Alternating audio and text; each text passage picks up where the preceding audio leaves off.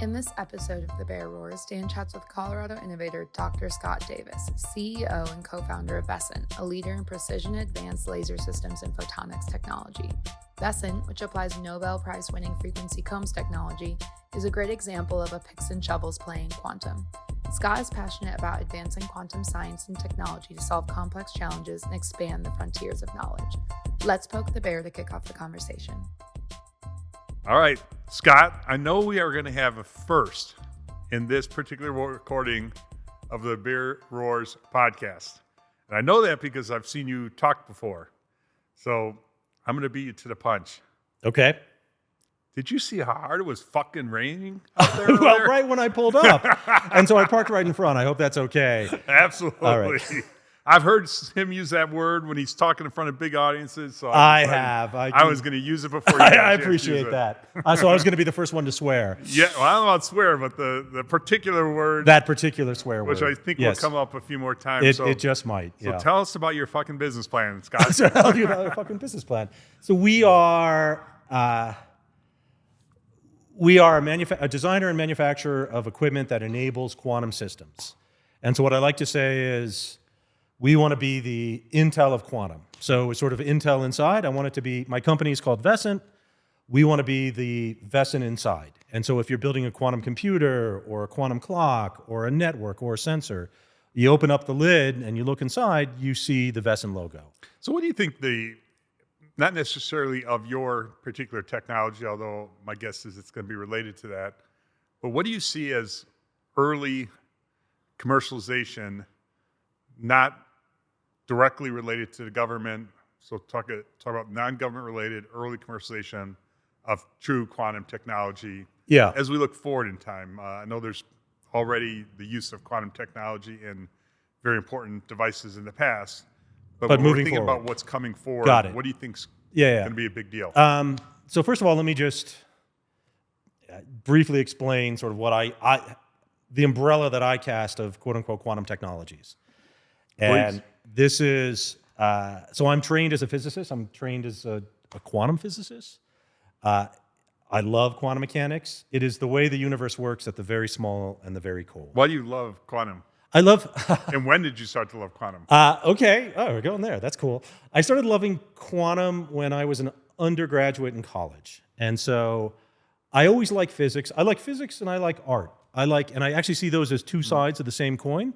Or science and art. They're ways that help us understand our place in the universe, interpret the universe. For certain. And one's kind of coming at it from a reductionist perspective and one from a more holistic perspective. And I think the intersection is fascinating. So when I went to college, I was like, I'm going to study science. And I especially like physics, partly because, maybe it was a little bit, this is, considered one of the hardest things. But anyway, I'm digressing. So no, don't. You do digress. I was taking classical mechanics. And so classical mechanics, which is amazing and been incredibly, that's how Voyager was able to hit the distant planets over decades. It's the physics of pool balls. It's the physics of our everyday world.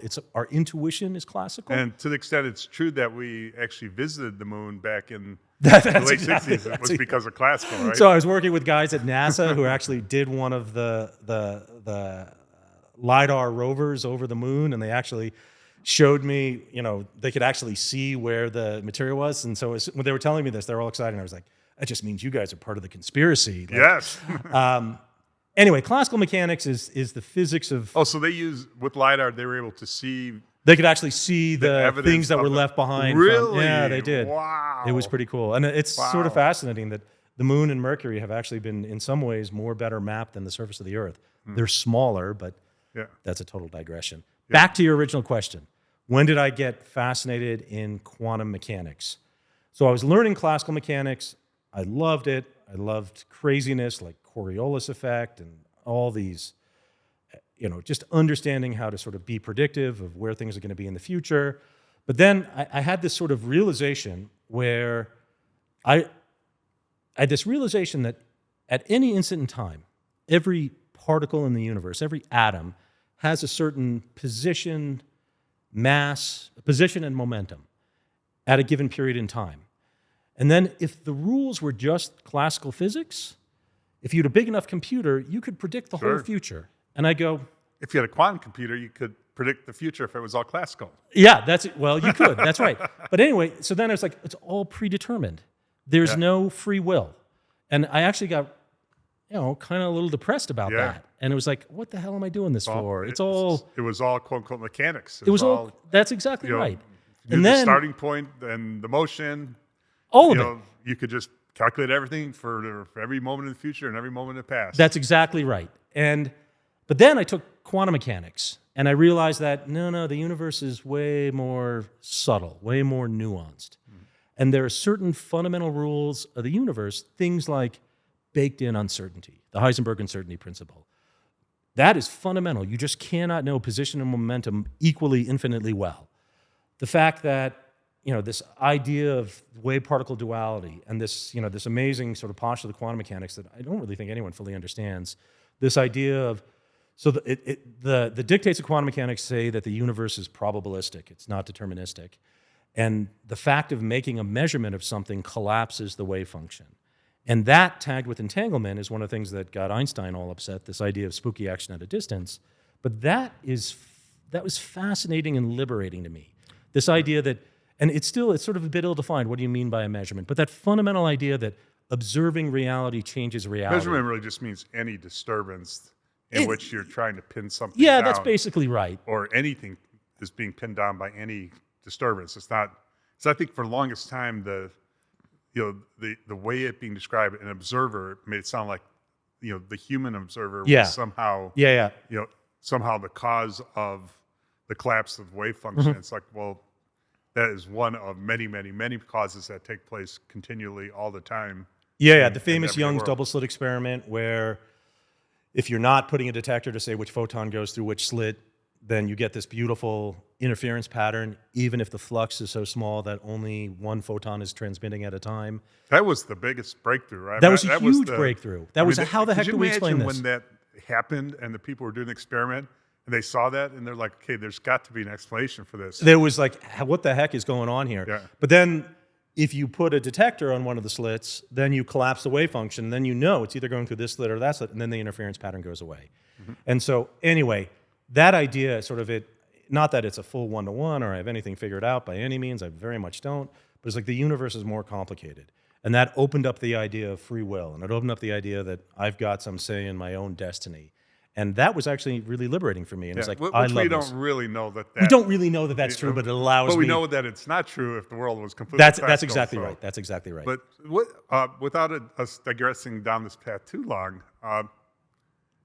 so we talk about quantum, and most of quantum physics in terms of the physics itself is well understood. Maybe some of the philosophical implications or whatever, But then there's other categories of physics, other categories of theoretical physics that are still theoretical, still uncertain, still unproven, and potentially as monumentally changing of how everything works. Yeah. Do you ever ponder kind of of course I do. other stuff? Yeah, what is dark energy? What is dark matter?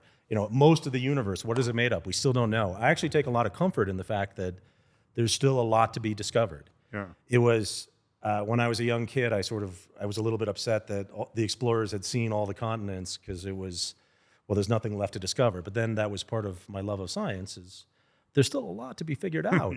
There's like Michelson. like everything. There's a famous quote by Michelson, who's this famous physicist. He was at the University of Chicago, and he was actually, I don't know if you've heard this, he was advising new incoming students to not go into physics because he was like, well, it's mostly all figured out. It's chasing decimals. This was right at the beginning of modern physics with relativity and quantum mechanics. He could not have been more wrong. Yeah. And everything that is to be known is already pretty much known. That's right. Yeah. Yeah. Where's the fun in that? That's what 1910 or 1915. Yeah, that's right. That's right. That's right. Yep. Yeah. That was crazy. That was crazy. So quantum, back to the question of, as you look forward and you think about the commercialization of all this stuff that excites you and excites me about, there's this whole other side of the world that we're getting ready to start to engineer and to devices and things that do stuff that you otherwise couldn't do before. What do you see in the nearer term commercial applications? Yeah, that's right. And so I got on a tangent of why I love quantum. I got you on tangent. So the physics of quantum, it's the rules of the universe of the very small and the very cold, down near absolute zero, or atoms or molecules. And it's very, very different than classical physics. It's all this wave-particle duality, collapse of the wave function, baked-in uncertainty, all that craziness, entanglement. As you look around, there are little sort of indicators of that secret microscopic world that have propagated out into our macroscopic human temperature world. Things like the colors of things, or things like when you touch metals, it's cold, and when you touch an insulator, it's warm. Those are really quantum mechanical effects that are sort of sneaking their way into our classical world. Interesting.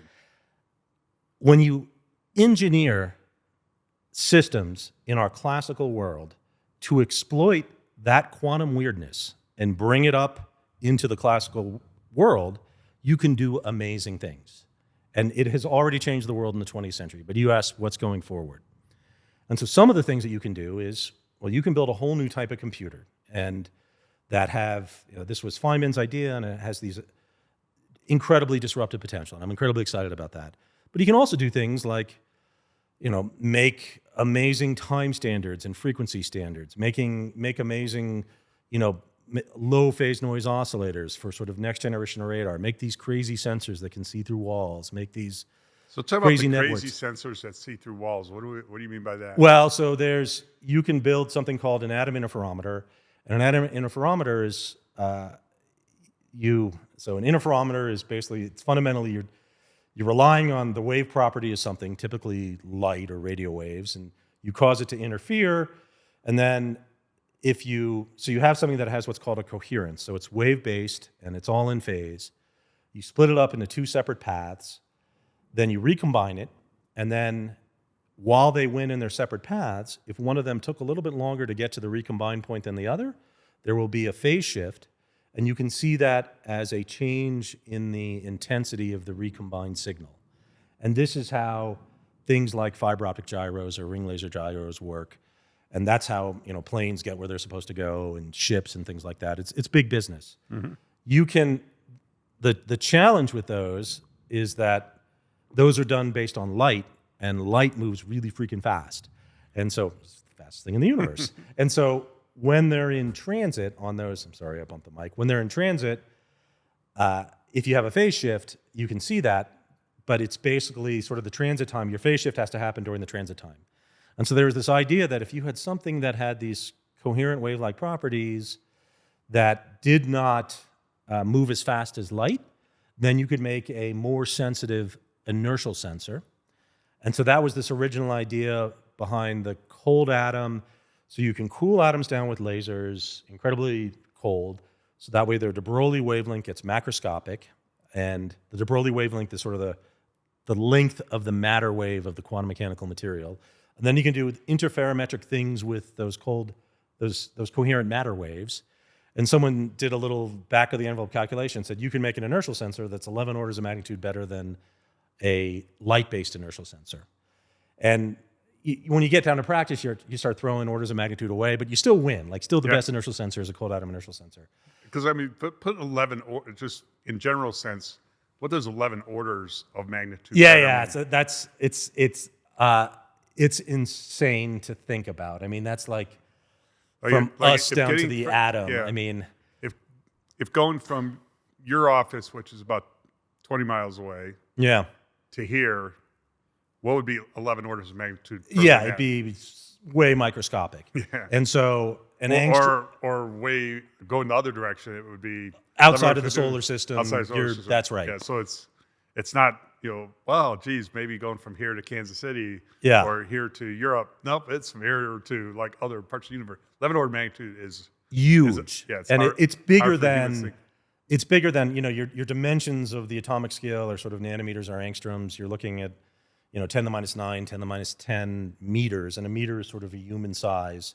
Mm-hmm. And that is 10 orders of magnitude. So you're going subatomic if you want to think about that. Yeah, so when we talk in quantum, a lot of times when we're describing how big of a difference is, you'll hear terminology like that, and it sounds big, 11 orders of magnitude, and it is even bigger than it sounds. So in this case, I'm going to just maybe break down a couple things that you said to help those who are listening. Please.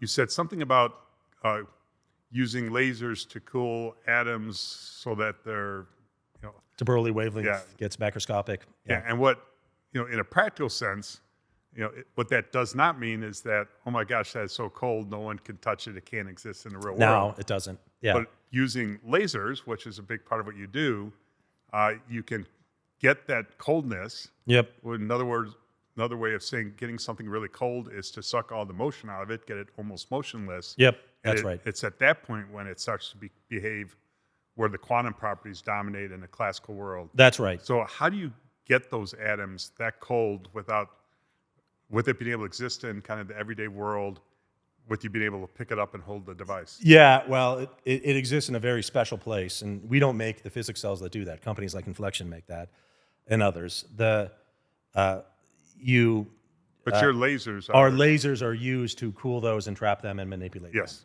And they exist in a vacuum, and so there's not, if you had other sort of room temperature atoms or molecules around, they could hit it and disturb it. And so you create these cells that have this vacuum, and you cool it down. You create these cells that have these vacuum, and then you have a low-density vapor of specialized atoms, like rubidium or cesium or things like that. And then you basically... And a vapor in this context means you have this cell. You have this cell. Small cell. In fact, I think I have one in the case there from Inflection. Yeah, okay, cool. So you have this little cell, and in that cell, which is airtight, yep, you're able to remove everything else and pump in there a certain type of atom. A certain type of atom. Okay.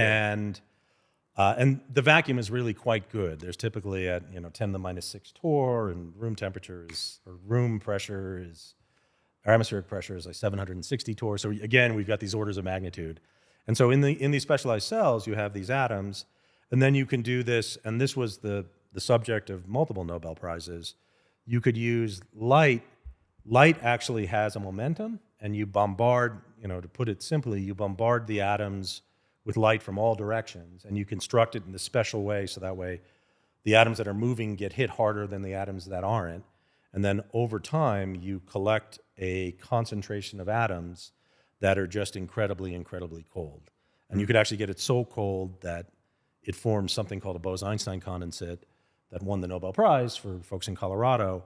It was one of my co-founders. He was the actual postdoc for Eric Cornell that helped build that experiment, and was the first human being to see a BEC, the Bose-Einstein condensate.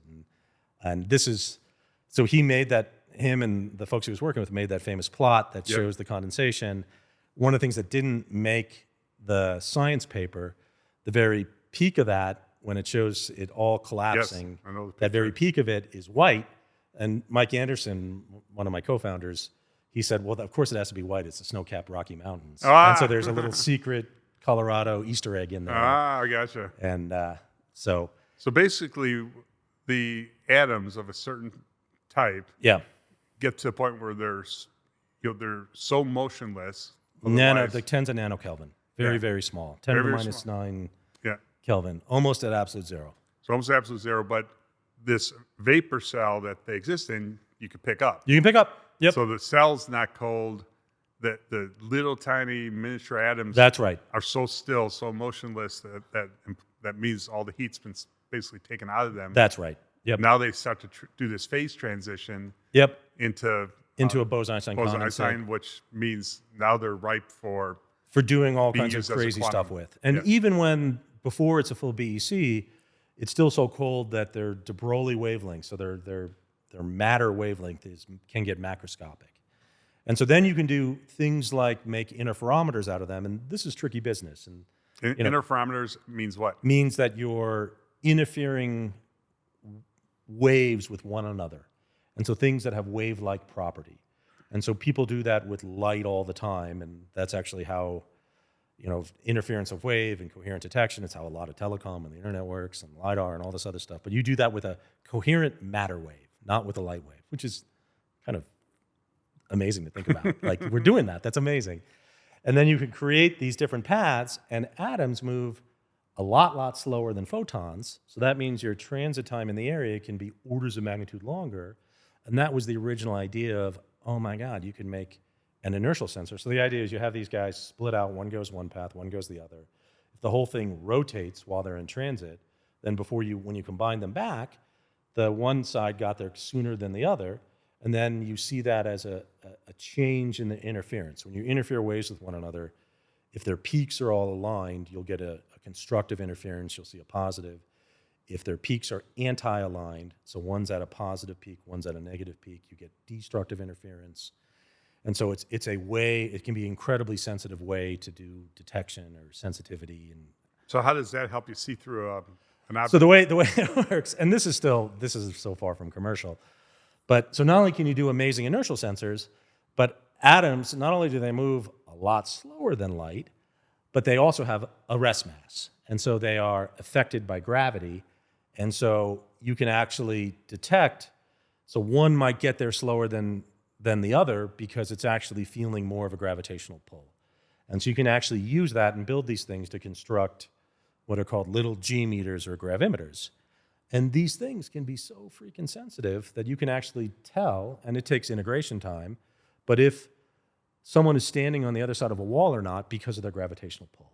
Mm-hmm. And that's what I mean by see-through walls. Yeah. And that's freaking cool. And in a practical way, that is believed to be useful at some point in, for example, detecting mineral deposits that are buried deep into. That's right. So people buy gravimeters for detecting mineral deposits and oil and gas and things like that. It's also important for navigation. And so if you've got a sensitive enough gravity meter, as you move around the surface of the Earth, we think gravity is a constant, but it's actually not. It's actually, there's some localization to it based on sort of all of the mineral deposits and everything underneath us. And you can map that. And then if you have a map of that, and then you have something that can measure that, then that can be another thing that can help you, another piece of information that helps you do something, helps you with precision navigation. And so military has applications on that for things like submarines and whatnot. Because right now submarines can do a pretty good job of getting deep in the water and not be detected. That's right. But if they're staying under there for, sometimes months at a time, how do they know where they are without having to go up on the surface and connect with GPS or look at the stars or something like that? So getting something called P&T, precision navigation and timing. So that's the navigation piece, the timing piece. So atomic clocks changed the world. How did atomic clocks change the world? So atomic clocks changed the world in so many profound ways. And so atomic clocks were invented. So an atomic clock, all right, can I go back even further on the importance of stability of oscillators? Sure. You go wherever you want. It's your podcast. There was this guy named John Harrison back in the 1700s. He was a carpenter, a craftsman, not sort of a formally trained person. And back then in the 1700s, there were global dynamics and geopolitics between countries like England and France. Sure. And part of this was, how do you control commerce through things like trade at sea? And how do you project power through things like a navy? And there were problems because as they were navigating around at sea, they could figure out where they were on latitude by measuring, basically doing astronomical measurements and measuring. But longitude is basically how you're, like if you're on the equator, how exactly to go on the equator. You can't do that just by looking up at the sky. But what you could do is if you had a good enough clock, you could say, okay, the sun rose at a slightly later time. And if you know exactly how much later, and you knew how big the Earth was, you could say how far I've gone in longitude. But you needed a really good clock. And the best clocks out there were pendulum clocks that required gravity, and they didn't work on ships. And so there was this big prize that the British government said, hey, someone solves the navigation problem at sea. And this was real. Whole big fractions of the British Navy were lost because they couldn't navigate and they crashed on a reef in storms. Huge amounts of commerce were lost because ships had crashed and got lost.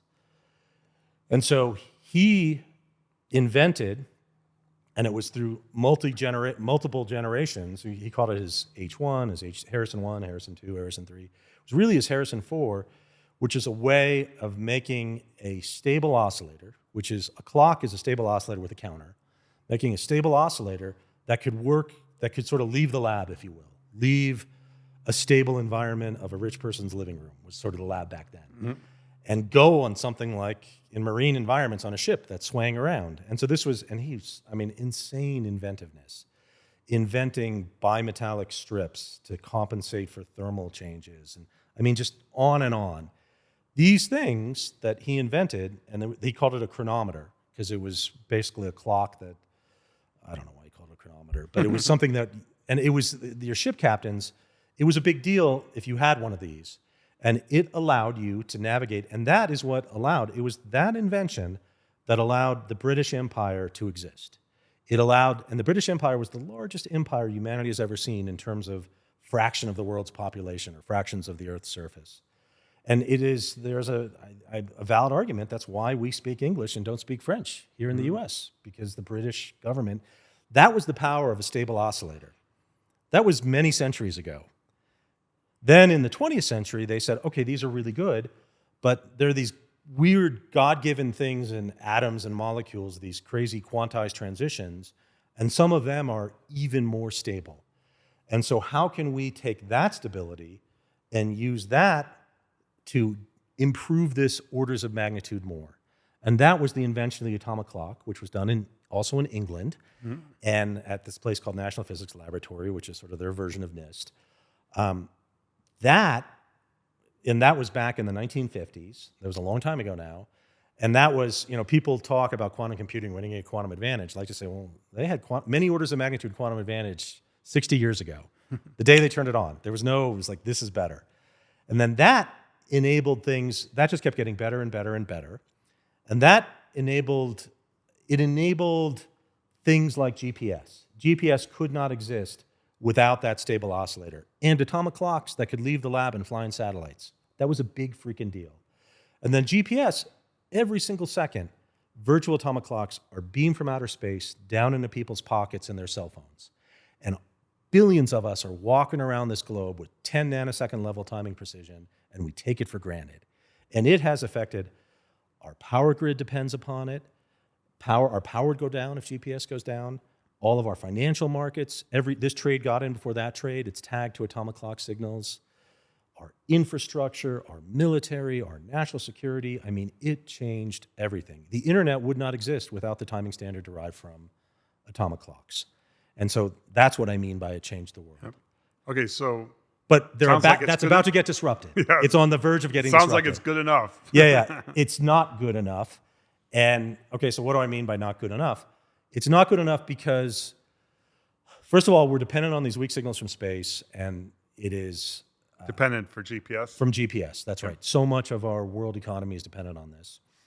And that dependency is incredibly weak. It's these small radio waves that are coming down from space. It's relatively easy to just create noise to jam it. Even more troubling... Who would want to do that? Well, it's happening in Russia, in eastern Ukraine, and all over Eastern Europe. Yeah. There are groups within the U.S. government that track UPS jamming and spoofing events, and it is happening every single day. The first thing, if you're in a hot military conflict, is going to be take out the other side's GPS. Take out the other side's GPS. And there's sort of an arms race of how do you encode it and encrypt it, and then how do you crack that, and they're going back and forth. What would be fundamentally better if you just exactly knew where you were without having to talk to a weak signal in space. Exactly where you're at and when. So what you need is you need to know, if you know where you start from, then you need to know how much do you rotate, how much do you accelerate, and how much time has gone by. And quantum is the answer to all of those. And you know that real precisely. Real precisely. And then if you don't have a signal like an atomic clock in space to reference you down onto, then you go, well, how precisely do you need to know where you are? Then this basically comes down to speed of light. Speed of light moves about a foot a nanosecond. And so then it's like, well, how long can you hang on to a foot? How long can you hang on to a nanosecond? So one of the things people talk about is how long can clocks hang on to a nanosecond, and sort of how this is something called holdover, and how good does your clock need to be for X period of times. And the better the clock, the better your location. For financial markets, if your clock is ticking faster, you can have more trades go by faster. So some of the the places that handle these trades, they're limited in the number of trades they can do because the clocks are not good enough. And so that can speed that up.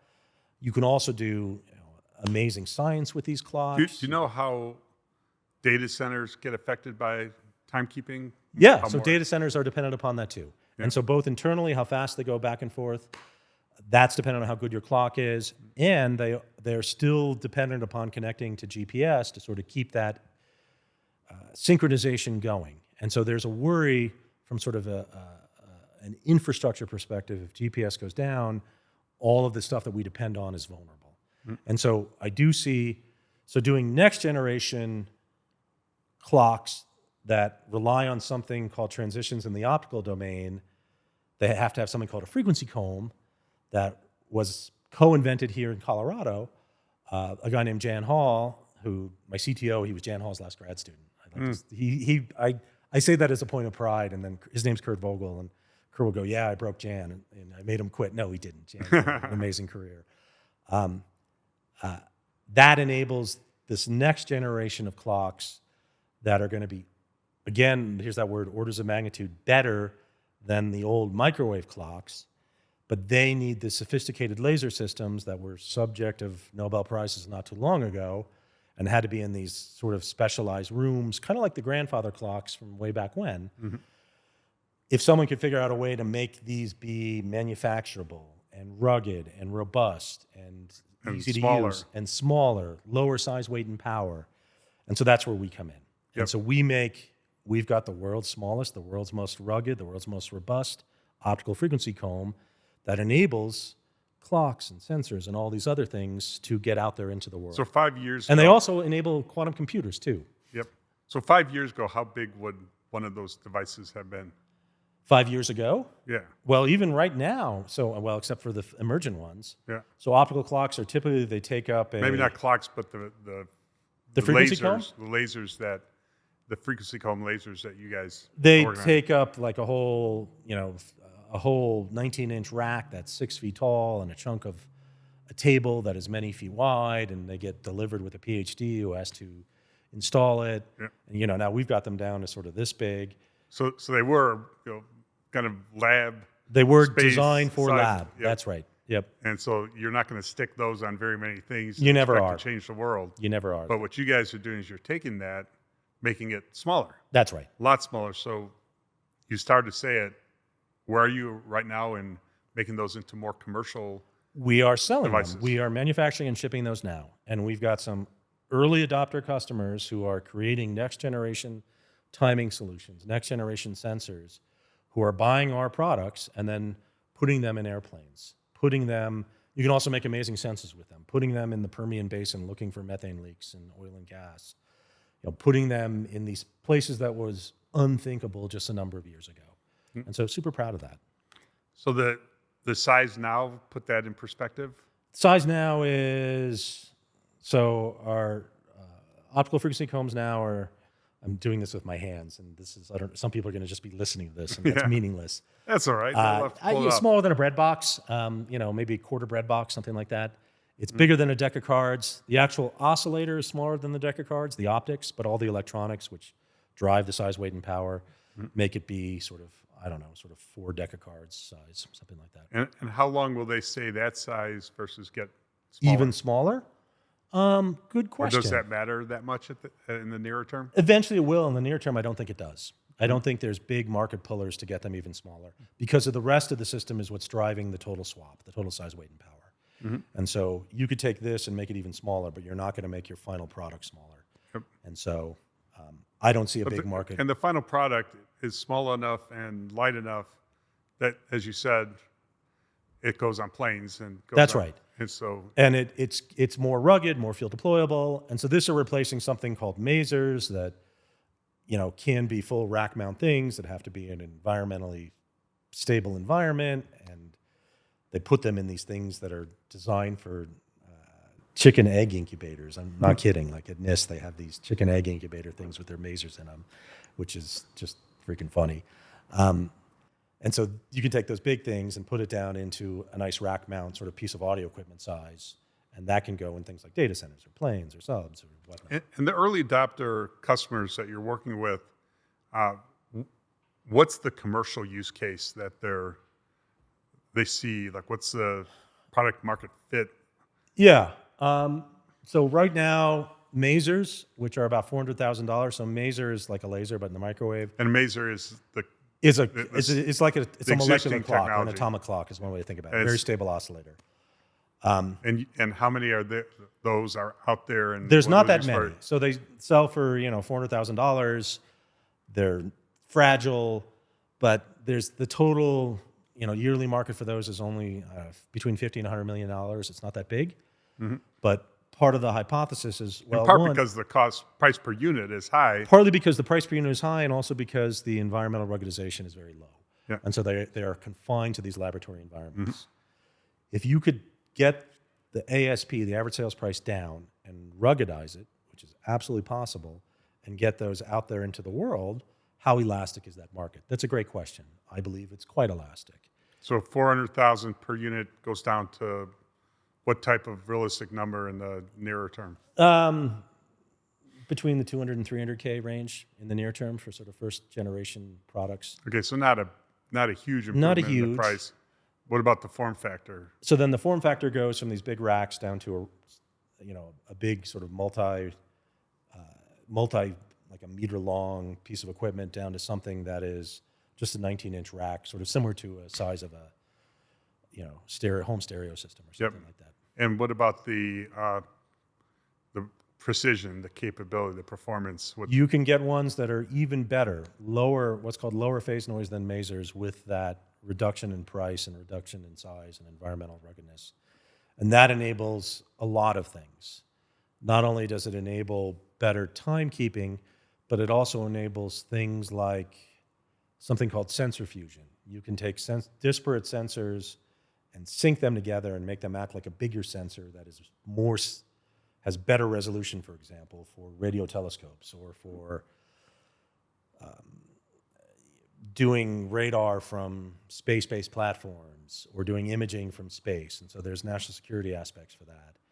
And there's no way you're going to put a maser, I won't say no. You actually can, but it's really hard to have a maser that's going to be no reason you'd want to as these other devices become options. That's right. So, and then as that price and swap gets even lower and lower, I believe the market gets more and more elastic. Yep. So, and when the early adopters are taking these units are quite a bit smaller, quite a bit more powerful, maybe half the price. What are they specifically using them for in the near term, do you think? So the near term, the customers are going to be things like the NMIs, the National Metrology Institutes. Those are going to be the early adopters that... So what would they be using it for? They'd be using it for contributing to something called UTC, which is the Universal Time Coordinated. That is, there's institutions all over the globe that are basically contributing to what is time? What time is it? That's it's a global there's collective. A topic that we could go off a tangent in. What is time? Because we don't really know. No, we don't. What time is, do we? We don't. We don't. I like to say we all use the expression a moment in time. Yep. We have no idea what a moment in time means. We do not. And so here's another thing that's fascinating. One of my favorite,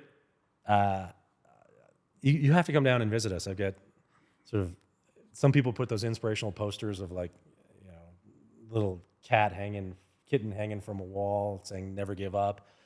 I have posters of people who have changed the world, sort of scientists and engineers and whatnot. And one of them that I have is this guy named Boltzmann. Boltzmann he kind of invented quantum mechanics before quantum mechanics was invented. What do you mean by that? So what I mean is he was trying to understand thermal physics and thermodynamics, which you normally think of as the science of pressure and temperature and heat and things like that. And he, and so there was this debate back in the 1800s or in the 1700s of whether the universe was continuous or whether it was broken up into these discrete bits of matter that we now call atoms or molecules that are made of atoms. And so he said, okay, well, let's assume that the atomic, the fact that things are discrete, the fact that things are discrete is the right way to interpret the universe. And we couldn't see atoms back then. We didn't know. Then he did the other, like him and Einstein, people who do these intuitive leaps. It's like, why the hell did you do that? Like, I look back and I go, that's genius. Not just having crazy IQ, but having that, you did something that you made a leap that it's hard to understand why you would do that. But the leap that he made was, what if these things could only exist at discrete quantized energies, not continuous energies, this was way before Planck, way before quantum mechanics was invented. And he said, if you make that assumption, then he applied the mathematics of statistics to re-describe all of thermal physics, which was kind of like, holy crap, that works really well. And so it's like, maybe that assumption's right. And that was, that little bit was one of the things that the, decades and decades later, the founders of quantum mechanics were looking at. He developed the laws of thermodynamics, and the second law of thermodynamics is something called entropy. And entropy is the only equation in all of physics where if you take time and turn it to negative time, it doesn't work. It is the only equation in all of physics that has what's referred to as the arrow of time. Yeah, I love entropy, talk about entropy a lot in a lot of different circumstances. I never knew that. I never knew that aspect of entropy. It's the only thing. And then he has a statistical definition of entropy in terms of something called the partition function, which is sort of how many of these discrete quantized energy levels of the microscopic world are being accessed or populated for a given temperature. And S equals K ln W. Ln is natural logarithm. W is its definition. Unfortunately, he was a troubled individual. He ended up killing himself, and his grave is in Vienna, and on his headstone, it just says S equals K ln W. That's it. Wow. Yeah. A fascinating guy. Fascinating, but what an end to that story. I know. It's hard to... so let's shift slightly and talk about quantum computing. Yep. So first, how does what you're doing relate to quantum computing? And second, maybe then we'll segue that to talk about quantum computing in a more general sense, both kind of the different approaches at a high level, sure, where they are, when sure. do we think things will change because of quantum computing? Yeah. So first of all, people call quote unquote classical computing.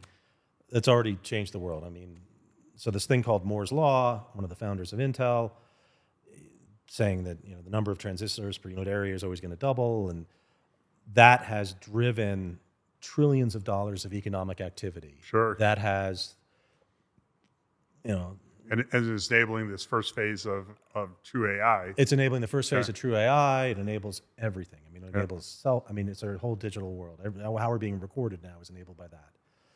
That power to increase, that Moore's Law has plateaued. And you don't hear that many people talk about the plateauing of Moore's Law. You don't.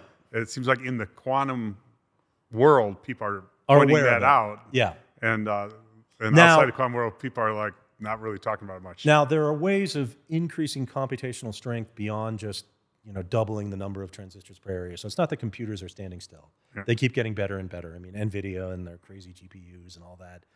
So maybe that's a little bit part of it. Mm-hmm. But regardless, this sort of driving force for the 20th century, and this is geopolitics, this is economics, this is, so much of, you could argue one of the reasons why the U.S. was dominant in the 20th century was because we invented the transistor and the laser, and we controlled the computer age and the information age at the dawn of those. I thought it was Hollywood.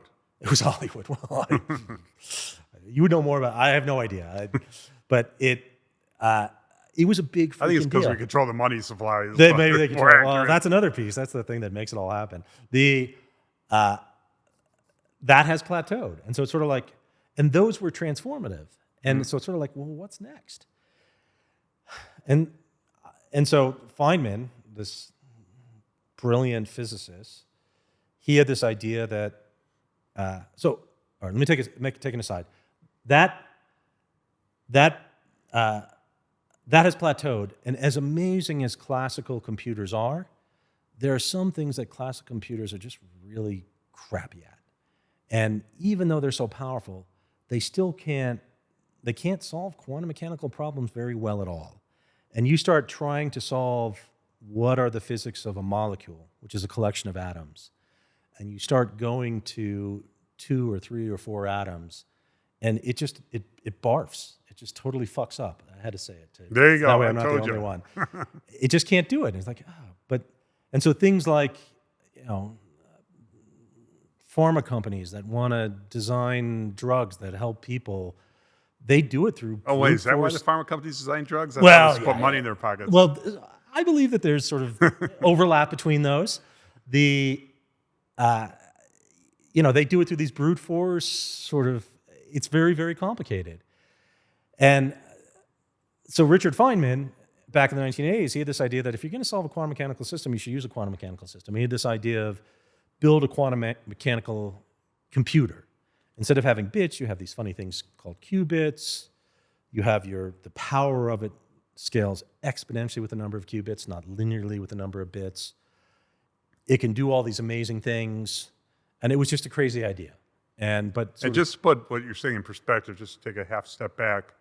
So traditional computers, classical computers, like today's everyday computers, all have progressed using bits. That's right. Ones and zeros, sequencing ones and zeros to code and code. So the faster you're able to do that, the more powerful the computers became. That's right. And so when we're talking about kind of Moore's law playing out, part of what we're talking about is the speed in which you can process ones and zeros is getting harder and harder to double over a period of time. That's exactly right. Now you introduce the expression qubits, and as you're talking about quantum computing and saying that regular computers aren't good at solving quantum problems, what we're now talking about is not just a faster way of processing bits. We're talking about introducing a whole other building block to how the computer works called qubits. Mm-hmm. And these qubits, how are these qubits different than bits? Well, so they're it's interesting. You're using quantum mechanics, and quantum means discrete. They're actually creating a continuum of possibilities through a superposition through something called entanglement. And so they're not a 0, they're not a 1, they're both a 0 and a 1 at the same time. And if you can do that, you can then have them be entangled with other versions of these qubits. You can have a computer that can solve problems that you're never going to be able to solve with a classical computer. And there's a whole class of programs. And by never, you mean never. I mean never. Not never in our lifetime, not never in anyone's lives lifetime. So for example, you take Moore's law plateauing. The way Moore's law kept scaling is they kept making smaller and smaller transistors. You reach a point where your transistors are now at the atomic scale. You're not going to make them any smaller. Yeah. You're going to hit a law of physics plateau. And so then with that approach, for some of these problems, if you took every atom in the universe and were to build a transistor out of it, it wouldn't be powerful enough to solve some problems. That's what I mean by never. Mm-hmm. And if you could build a quantum computer, the idea is, you can solve these problems. It's a totally different way of doing it. And so one of the things that's sort of fascinating, so this is something as a technologist I find fascinating, but it's like, what motivates people? Like, why do people, and I don't see this as a bad thing. A lot of times in the business world, folks are motivated by fear and greed. And quantum computers and quantum sort of have both of those elements. And this has been happening since the dawn of humanity. You know, whether you're developing a better weapon to fight off the other tribe or who knows what. There was this mathematician named Shor at MIT who said that if you could build one of Feynman's crazy quantum computers, you could all of a sudden factor a very large number. That means break it down into the integers that if you multiply it up, it is what it equals. Classical computers are very, very bad at factoring. They can't do it. And so the people who wanted to develop encryption algorithms said, I'm going to exploit the fact that classical computers can't factor very big numbers to create something called RSA encryption, which is how we encrypt our critical data over the internet. And that is how the world economy works. The world economy relies on RSA encryption. Shor came along and said, if you could build one of these crazy quantum computers, you could factor a big number, you can break RSA encryption. All of a sudden, everyone goes, holy crap, we can't let our adversaries get that first. Yep. a lot of public money started flowing into... Adversaries, meaning if you're U.S., you don't want China to get it. If That's you're China, exactly you right. don't want U.S. to get it. That's right. Because if one side gets and the other side doesn't... It's an asymmetric advantage. Yeah. That's and right. you could crack all the codes. You could steal all the data. You can really create a dominant position. And this is real.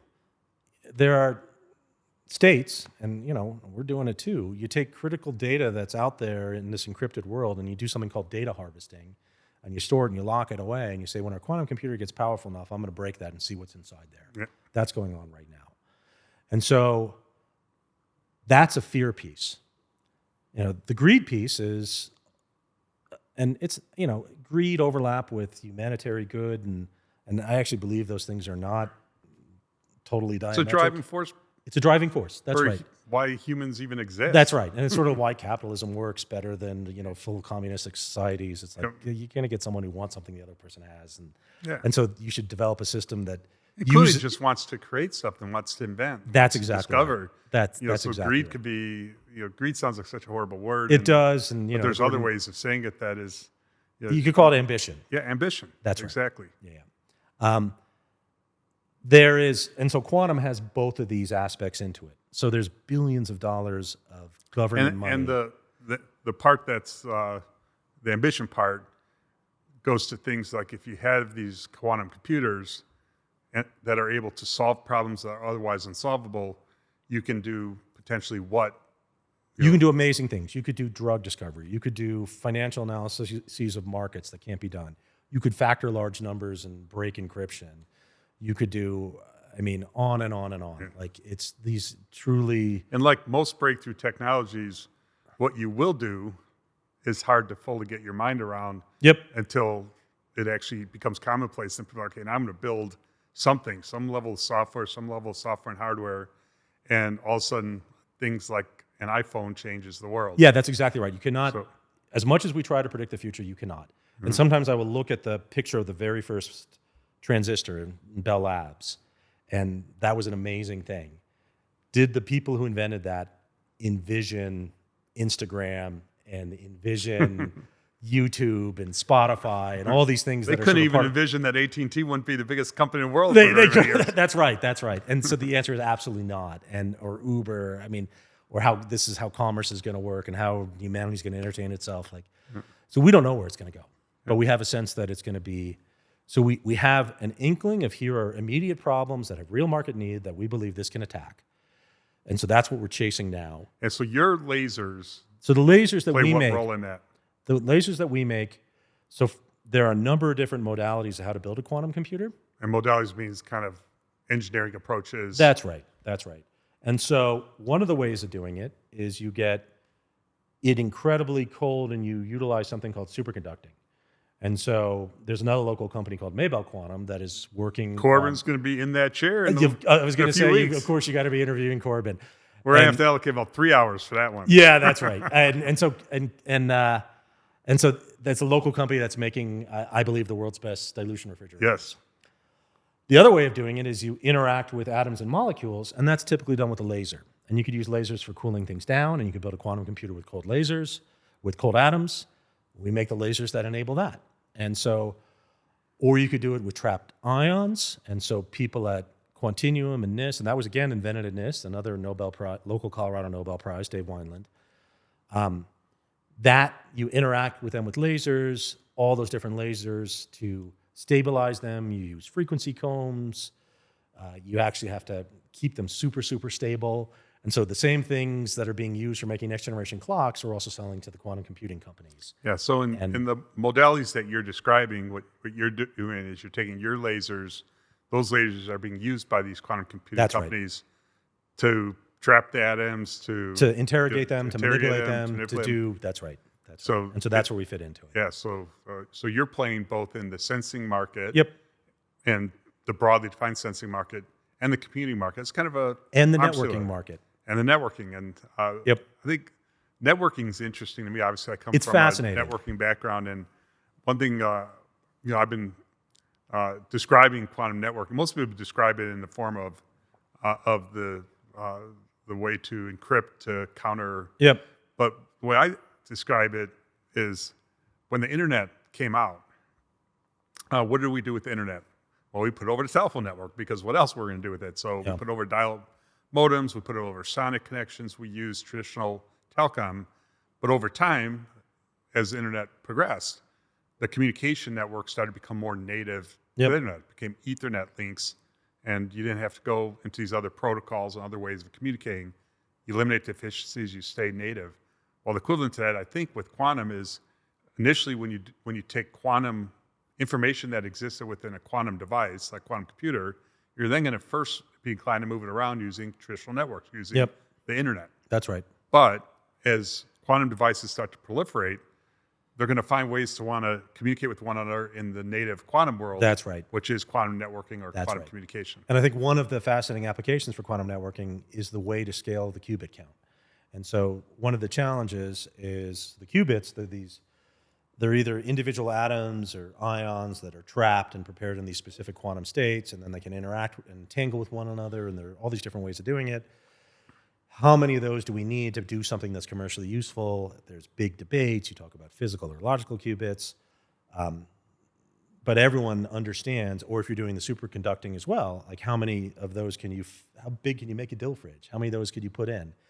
And so then there's, well, if you can only get so many in one sort of node, how are we going to get to these numbers that we need to be commercially interesting?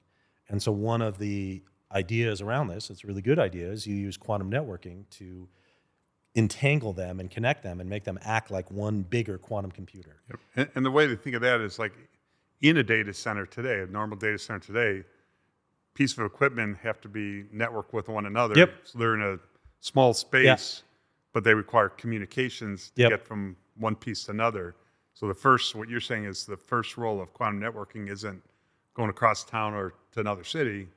It's staying within kind of it's going to be staying probably within an environment where you're going to connecting this quantum computing node to that one that's maybe on the other side of the room or in another room or something like that. But potentially you could think about, having them disparate and having them go through fiber optic networks miles apart. And that's fascinating to me. And so that quantum networking, the companies that are building these quantum networks, they need lasers too. And so this is done with lasers as well. So we've got to play in that space. And so if superconducting qubits need quantum networking, that's sort of our only play in that modality. And then there are all these other emergent ways of doing it. Like, I don't know which one's going to win. I don't. And I don't know if it's going to be just one. It might be multiple. It might be... Certainly will be multiple. Yeah. It won't be every, but it'll be multiple. Yeah. But the nice thing for you don't have to care as much about which one's going to win given the nature of it's your a hedge business against plan. architecture uncertainty. Yeah, that's right. Because you get your we got our your fingers devices, in a whole your slew. lasers, It's nice. Yeah. That's right. There's one thing for certain, I think, in the quantum world, and that is the neutral atom approach is going to have use cases, may or may not be a dominant quantum computer, but it is going to be a significant use case. That's right. And therefore, we will have a play there. Relevant. That's right. Yeah. Yeah. But as a supplier into that space, I don't know what that looks like. Like, I don't know the timeline for the build out of that. And I don't know, is it going to be a mainframe approach, sort of the way classical computers did, where they're going to be building a handful of these for years? How is it going to scale to actual volume? So as a technologist, I love the technology. I love where that's going. But as a supplier into that space, I'm more excited about sensors and clocks and things like that, because you talk about like a ground-based backup of GPS, you're talking about thousands or tens of thousands of units. There's volume behind that. And, but I mean, I love all of it. I'm fascinated by all of it. Yeah. I'm more of a business guy than a technologist, although certainly I'm fascinated by technology. So as a business guy, what I care about is getting this stuff into the real world and see how the world changes because of it. Yeah. And that's what I'm anxious for. Right. Well, you're providing some of the fuel that helps that happen. Yeah, I wish I had more fuel. I think there's going to be plenty of fuel. I think as quantum is better understood, the same way the ultra wealthy are dumping huge amounts of their own money into space tech. AI to some degree too, but a lot of the big space tech is funded by the mega billionaires. Yeah. At some point, I think they're going to be shifting their attention to say, okay, we need to take kind of our personal capital and really fast track what's going on in quantum, because at some point, what's happening with AI right now is gonna intersect quantum, Yeah. and create more of a desire for quantum computing in particular to progress more quickly. Yeah. I think, I mean, the world is a fascinating place, and technology is fascinating, and how technology intersects with people's lives is fascinating. And I mean, I love the whole freaking thing. And what's happening in AI is fascinating. And there's also, you don't know the surprises that sort of are coming along. And I don't know if you're any of the sort of neuromorphic architectures for computing and whatnot. Like, I've just been reading Talk more about that. What do you mean by that? So this idea of basically making a computer that sort of is structured more like a biologically inspired system as opposed to a classically inspired system. So having optical interconnects and very fast switches, for example. It's very early, but I think there's exciting stuff happening in there. There's tons of exciting stuff. And I think and like in quantum networking, there's this, so Junyi, who's a researcher here in Colorado, very famous guy in that world. He has this idea that if you could network quantum sensors or these insane atomic clocks that he's doing, you can make sensors that can do things like predict when volcanoes are going to go off or earthquakes. He also believes you can make sensors that can be dark matter sensors. And so one of the big mysteries of the universe, what the heck is dark matter? And there seems to be some new lingering question about whether dark matter really is out there. Yeah. I mean, that's just fascinating, but I got a company to run. I'm not. Let's go off on a tangent for a little bit. We talked about a couple things earlier about how you were telling the story about things get discovered. And you didn't say this, but often in the form of math, like the discoveries in the form of math. And then that form of math says, okay, what does this really mean to the real world? One thing that seems to be indicated by math, because the math is so eloquent, how can it be untrue, is string theory. Okay. So you've got, you're outside of my area expertise, but we'll go there. That's fine. In your area. Yeah. So you got this thing, this math, this extraordinarily complicated math that seems to be a very accurate predictor of most things that we know, yet it can't be proven to be true or not true. Yeah. But if it is true, you would have to accept the fact that there's a bunch more dimensions out there that we don't know where they are, what role they play. Yep. As you think about string theory, So I think string theory is fascinating. I mean, I am very, very much not an expert in it. But I believe in theories are most valuable. So why are theories valuable? Theories are valuable, or why is any sort of understanding or physical model for the universe valuable? It's valuable because it gives you predictability. It allows you to say, if you do this, you're going to create a device that can do that. And that allows you to make things like transistors or lasers or the internet or whatnot. If you have a theory that you can't test, it's okay, but it's a little bit like mental masturbation. Yeah. It's sort of kind of what's the point? Well, the point is they're trying to figure out how do you bridge the gap between the quantum world and the classical world? That's fascinating too. But that is one and the same, right? It is kind of one and the same. And so let me get back to something you said about sort of the inventive process. Yeah. And when I look back at sort of the history of technology, the vast majority of the inventions were almost evolutionary. They were sort of built on the shoulders of giants, like, Newton's famous quote. And it was, so the birth of quantum mechanics and the birth of, there were all these things that we didn't understand, and let's try to come up with a theory that explains them. That's how most of it happens. And that's incredible. And the folks that figured it out, things like Young's double slit experiment, like what the heck is going on here? Or things like these discrete spectral lines from stars and the sun, like what the heck is going on here?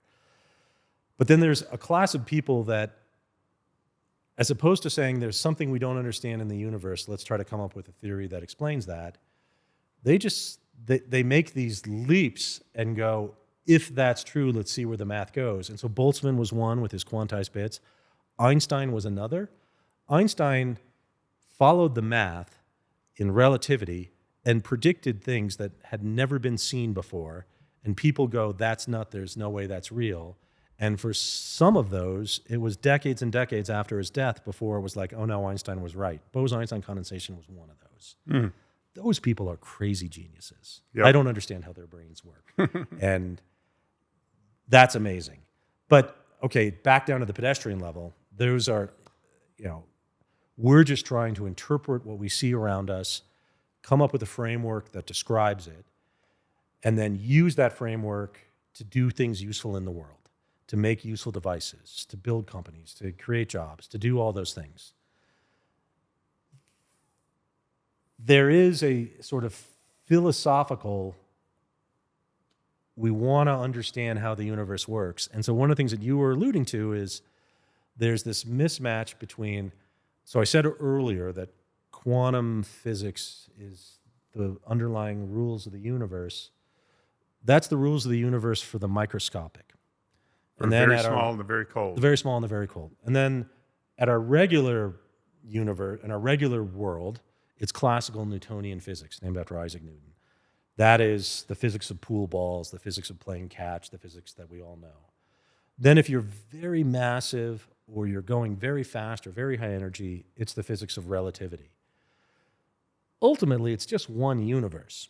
And combining all of these together... There's not a separation between those three. There's not a separation between... It's one continuum. It's one continuum. Where one of them dominates more than the other one, depending on the circumstance. And so where we're at in our physics understanding is, well, if you're dealing with a classical system, like I'm building a locomotive or something, I'll use classical understanding. Yeah. If I'm building a quantum system, I'll use quantum. If I'm doing relativistic stuff, like GPS, they had to take into relativity. But ultimately, you'd like one set of rules that explains everything. This is something called the grand unification theorem. I am not a theoretical physicist. It's not that you just want that. I think you got to go a little bit further and say there has to be an explanation that cuts across the continuum. That's right. So it feels like our understanding is partial at best. Yes. So that we don't understand. We don't understand it. And how things like how quantum mechanics translates into classical mechanics. If you were to take the rules of quantum mechanics and just go bigger and bigger and bigger and bigger until you have a baseball, it should sort of evenly smooth into classical. And that's something that people refer to as the correspondence principle. It doesn't really work. Like we haven't even correlating quantum with classical, we certainly haven't figured out. And certainly correlating quantum with relativity, we certainly haven't figured out.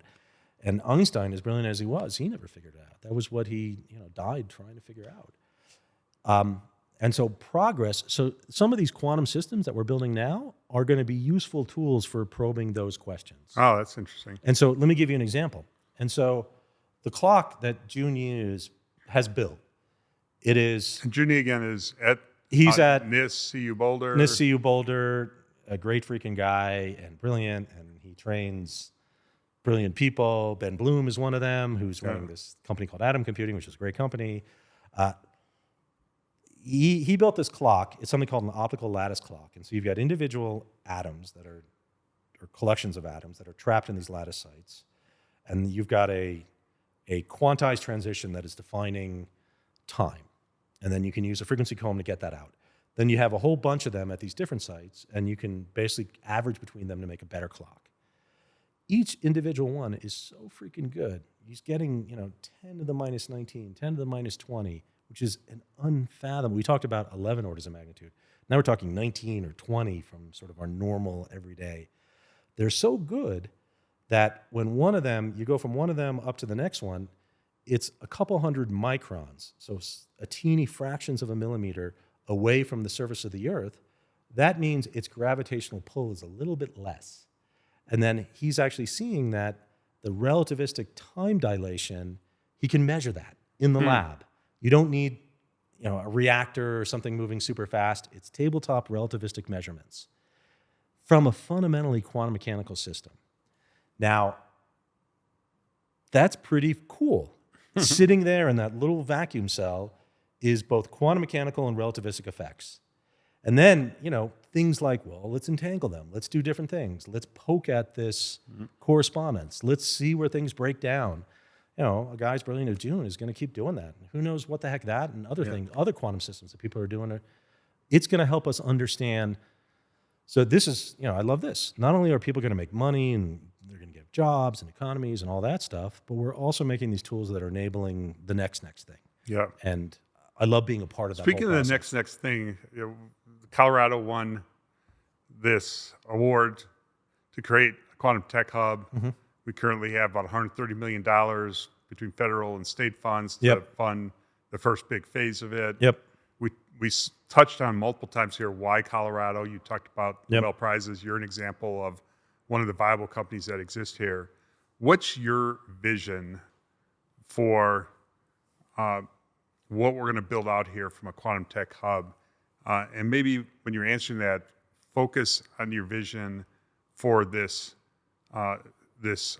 quantum campus that is going to be developed in Arvada. So Colorado School of Mines, one of the great R1 institutions along the Front Range, they're part of the community. They purchased a 72-acre site of land that is equidistant between their campus in Golden and CU Boulder. It's about 10 or 15 minutes south of NIST. It's sort of right in the heart of all of it, and it's got beautiful views. It's an amazing space. They built this plot of land, and the idea that we're going to build a quote-unquote quantum commons. And so my vision, and so part of that is this first phase of Elevate Quantum, which we are a co-applicant on, and I'm super proud to be a part of that, is we're going to build out a photonic integrated circuit fab, which are these amazing devices that are going to enable people to do these amazing things, an incubator space, a maker space, sort of grease the skids for quantum commercialization, and brilliant people coming out of places like NIST and JILA that want to start companies. But ultimately, what my vision of the space, and it's not my space, is. But you are one of the driving forces. We're one of the. That's right. And so in terms of like the early vision. And I'm not shy with what I think, and this aligns with Corbin and Zach Yoshami and conversations we've had with School of Mines. Is let's look at something that was transformative for the last great technological revolution, which was the semiconductor revolution, and look at Stanford Research Park, where companies like Hewlett-Packard started. And they had their, or very early stages. And this amazing sort of critical mass of commercialization, smarts, ambition, energy, exploring a brand new territory, and, vendors versus customers versus, all the way up, all localized, and closing the time loop on doing development. And that was... that is a big part of why Silicon Valley became where it is, Silicon Valley. Yeah. I want to make a quantum research park. I want to have Vescent's headquarters there, and I want to be part of the next Stanford Research Park, and it's got to be in Colorado. And the fact that we won this phase, this phase 2 of the tech hubs, it's an amazing step. Yeah, let's keep going. We're just getting going. And that's what, 75 acres? It's about 75 acres, yeah. So 75 acres is big. It's big. And it's been it's pretty much dedicated for the quantum campus. That's right. And with favorable terms for quantum companies who want to be there. That's right. I want to move Vescent there. Nobel wants to open there. We want to attract other companies there. We want to have this amazing space that helps enable and invent the future. Yeah. And the space will bring people together. It'll bring people together, and we could just get this, this sort of, people talk about this thing called a virtuous cycle, where, and you talk about this in technology, and I think of technology as a spectrum of technology. I think on one end, you've got the basic science, the people who are, the astronomers, the inventors, the brand new stuff. And then at the other end, you've got the business side, sort of the semiconductor, the TSMCs of the world that are cranking out product. And these support one another. And so at the one end, you've got profitable companies that are paying taxes on those profits, that's funding institutions like the National Science Foundation, that goes back to fund the basic science. The basic science invents new stuff. It starts to transition from one side to the other, and it feeds the new invention for the next thing, and it keeps going and going and going, and I love that whole cycle. Where quantum is at right now is right in the middle. And to me, that's the most exciting place to be. That's an opportunity where disruption happens. That's where small companies become big companies. Getting on the ground floor with that, being one of those disruptive companies that define the 20th century in a Stanford Research Park, I want to be one of those companies in Colorado. Absolutely. At this space. And I want to be surrounded by other like-minded companies that are crazy ambitious and want to freaking go for it. Yeah, and Scott, you're unique at this phase of quantum. I mean, as an individual, most quantum companies have at their helm an extremely technical Ph.D. who doesn't have well-developed commercial ability or even ability to talk commercially with investors and others. They may have a commercial instinct buried within, but they're deep tech. They're quantum tech. Or if they do, have someone at the helm who's not a deep tech scientist type, they can kind of talk in more general ways as a business person. Like I could do it as a business person, but I know just enough about quantum to be dangerous. So someone who maybe looks and sounds more like me at the helm, you're kind of the only example I could think of that I've come across in quantum so far that's really both. I appreciate that. You're definitely, a PhD in quantum physics and can go as deep as people want to go in the sectors that is in your expertise. But you also present yourself as a very strong commercial person with really good business judgment, business instincts, communication skills. That is, it's that type of combination that is really going to lead to, I think, breakout situations in quantum. I appreciate that, and I agree with you. I am fascinated by the whole sausage-making machine, and I'm fascinated by. So every time I come into the office, I'll try to be my partner, who's always there at 6 a.m., and I'm often not there at 6 a.m. unless I'm talking to someone in Europe. But the production people are always there super early, and one of the first things I love doing is just walking through the production floor and talking to those people. And I get great joy and meaning out of the fact that what we're doing enabled them to buy a house or them to pay for their kid to go to college. I find that incredibly meaningful in addition to all the technology. And I love this combination of developing amazing tech, giving people jobs, growing economy, making money for myself, for others, and having all the different sort of pieces come together to make that happen. And it is a crazy, delicate dance, and there's more wrong ways than right ways. There's more ways to screw it up than to get it right. And people make mistakes, and you have to pivot, and the ground underneath you moves a little bit. But I do think I'm fascinated by the idea of turning this into a real self-sustaining business that just sort of is an engine that goes. And part of that, so when we started my company, it was in my garage, and we weren't a quantum company. We had this idea on doing this crazy thing called waveguides, photonic integrated circuits on how to bend and move light, and which I thought was super cool. And I was like, let's go do that. I was incredibly naive. We didn't take any outside investment dollars. We did it all through government contracts. We realized it was going to take longer than we thought, and we had bills to pay, and I didn't have any savings. I was broke. And it was like, well, what can we do that we can make some money at? And it was, we know how to lock lasers and stabilize lasers. So that was our beginning of our product line. And we made lasers for trapping and cooling atoms just because we could sell them and make a buck. And we sort of kept that going. We eventually got the waveguide piece working. We sold that off to Analog Devices, which is a large semiconductor company. It was, at the time, it was a lot of money. It was life-changing money for me. Money's a funny thing. There's always more and less. But I spent 3 years working at Analog Devices, which is, and I met Ray Stata, who's the founder of Analog Devices. And Ray was one of those companies, one of those guys at the early days of semiconductor who they started out by taking discrete electronics and building little circuits and potting them and selling it as a device, an analog device.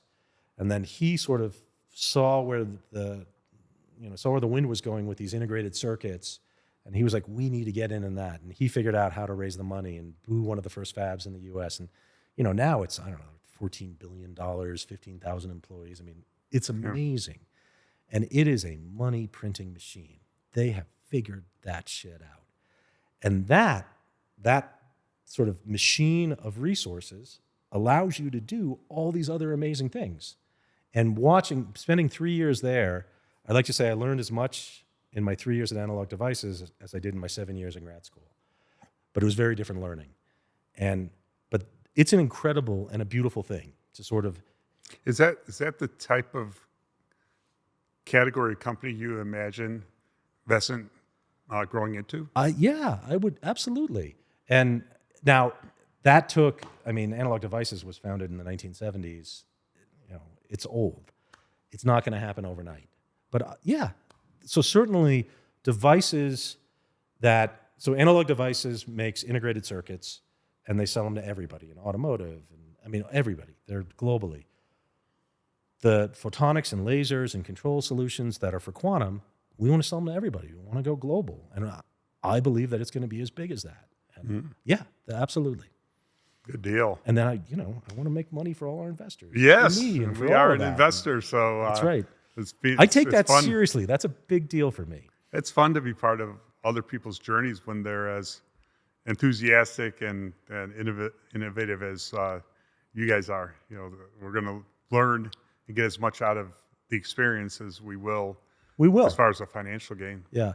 And it's interesting, too, that it's not for the thin-skinned. It's not for the, you're going to have the whole career, a whole life. There's no shortage of people telling you you're doing the wrong thing, or telling you got to have a little bit of enough of self-confidence, but not overconfidence. Like it's a fascinating thing to sort of see.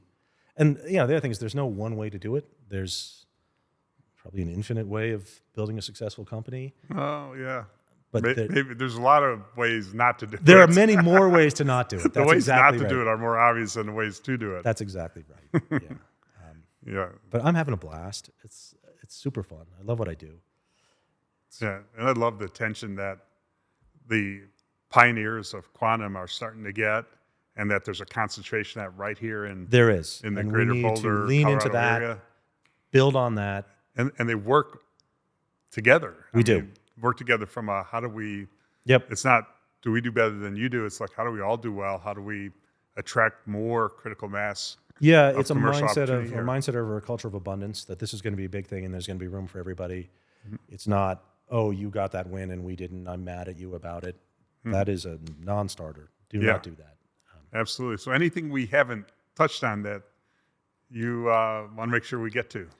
Well, it's supposed to be a podcast about me. I'd love to ask you about your journey, but that's not what this is about. Other things that I would want to get to. It is... I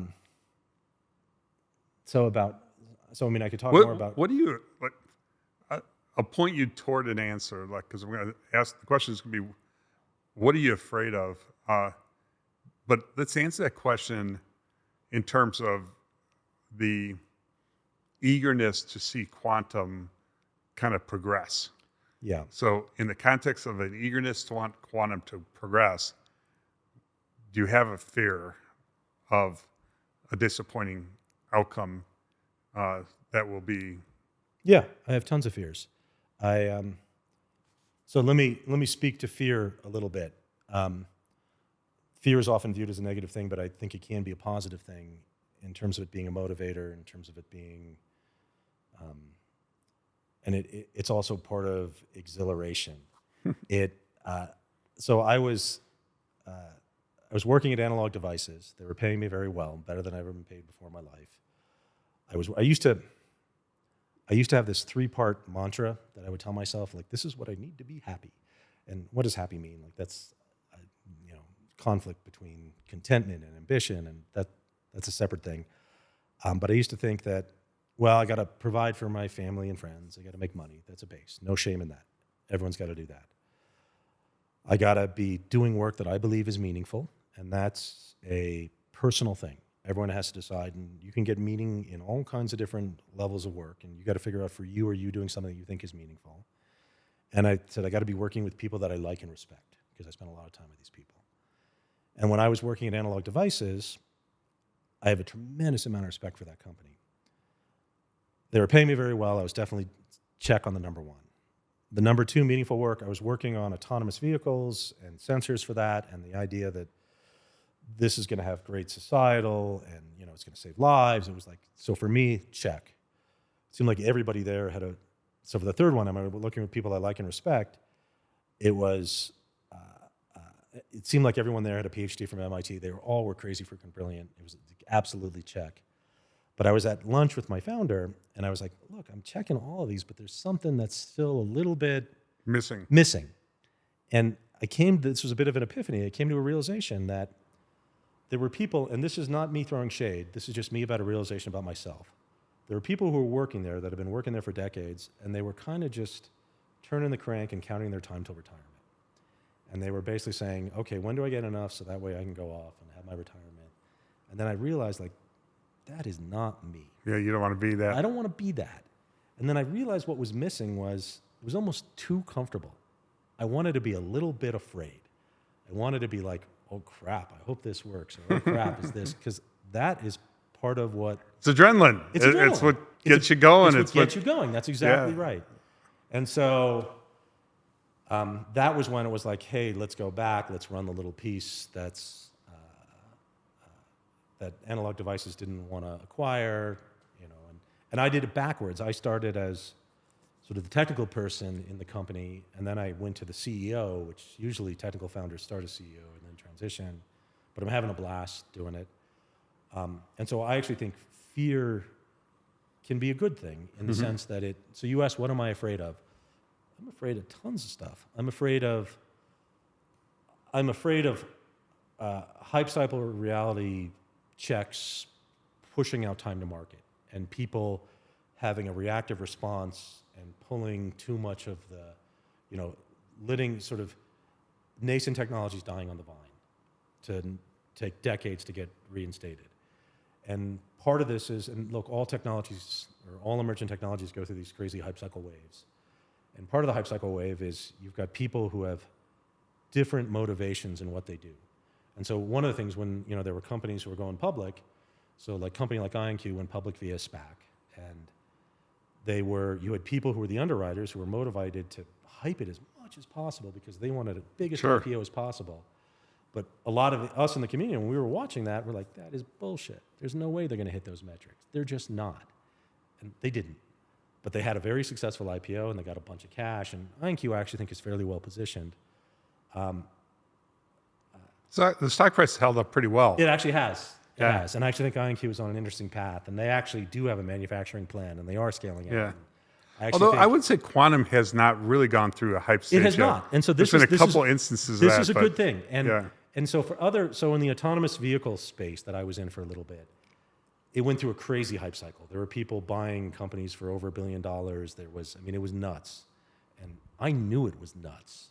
And so when we were doing our asset sale to analog devices, it was like, this is going to crash. This window's open. We got to close this deal. It's an opportunity. Quantum is different, partly because so much of it it's more been a rising tide than sort of a rising wave. It's driven by national security concerns that are not going to go away. And there's a lot of government money that is going to continue. And part of the reason it's not going to go away, and you said this earlier, is because this isn't a U.S. phenomenon. It is not. It's global. This is a global. That's exactly right. It'd be like thinking nuclear weapons were going to go away. They weren't going to go away because they can't. But I do worry about some companies overhyping and overpromising, and there being a reality check. And not all of them are going to make it. And so what is that going to look like? And is there going to be a quote-unquote quantum winner? I'm not super deeply afraid of that because there are useful devices now.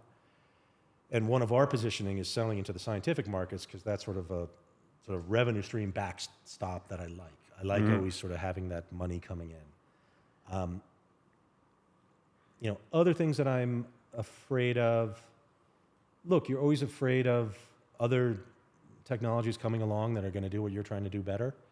You're talking about your specific my technology. Specific technologies. Yeah, and maybe staying at the more macro level and talk about, so I think you have a vested interest in a big way. I have vested interest, but not in as big a way, of just wanting to see quantum kind of change the world, even if it's changed the world in relatively small ways at first. Right. But get out there and start, changing the world. And so I guess when I think of the fear of quantum, it hasn't gone through a hype cycle.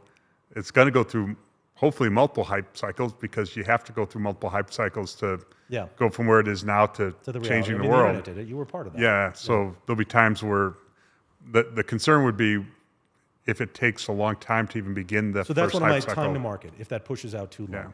And where we're going to make our real money and have a real difference is deployed quantum. In order for us to have deployed quantum, we have customers that have to be doing very sophisticated things, and they have to be successful at it. And there has to be commercial. There has to be a commercial application. And that's that's really not all in my control, which makes me nervous. it's not. And a lot of what I want to focus on in the quantum aspects of this podcast is trying to bring forward conversations about commercial applications of quantum, like practical commercial applications. What's really going on there? What kind of momentum is there to be picked up? Maybe even spurring ideas, things of that nature. So, I love the underlying technology. I can't go deep on the physics, but I go deep on the theoretical side of the physics. But I really want to, help play a role in spurring the commercialization of quantum. So we'll see. Yeah, me too. Yeah. Well, thank you for being on here. I suspect we're going to do another one of these in about a year when you're.